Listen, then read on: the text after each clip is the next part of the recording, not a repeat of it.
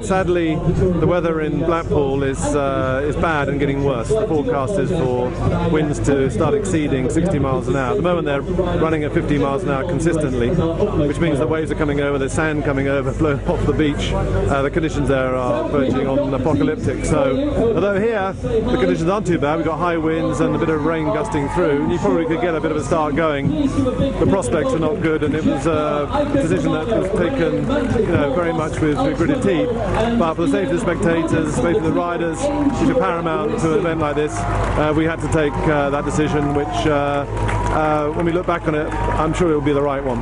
Yeah, I think the forecast for the rest of the race is improving, and tomorrow is going to be sunnier. The further south we go, I think the weather forecasts are getting a lot better. I think so, yeah, they made a decision to quite bad out, so it's disappointing. Would have been a good stage for us. Looking forward to a bit of crosswinds, but I think it's a bit more than that really today. So safety is the main issue. It's not worth going out there and breaking ourselves for. It's disappointing, but yeah, you just got to respect the police decision really. Tomorrow's a tough day, tough finish. I think a lot can happen tomorrow. Is usually a breakaway in this race. I think tomorrow's probably a good chance of that.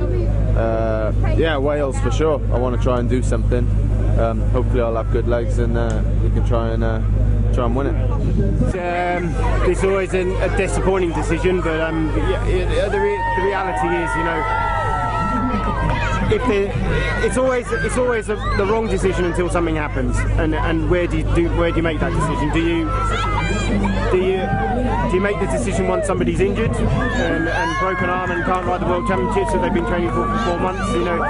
It's a hard one. I mean, I've heard the conditions are unrideable at the finish, so if they're unrideable, then there's no point in riding down to the finish and then stopping the race there. I mean, but yeah, it's always hard when you're sitting in a nice sheltered area like this. You think, well, it's not that bad, but if the waves are coming over the front onto the finishing line, then I've ridden Mercia where winds come through in Tour of Mercia, and I've been in a line coming off a mountain and 4 riders in front of me have been blown off the road.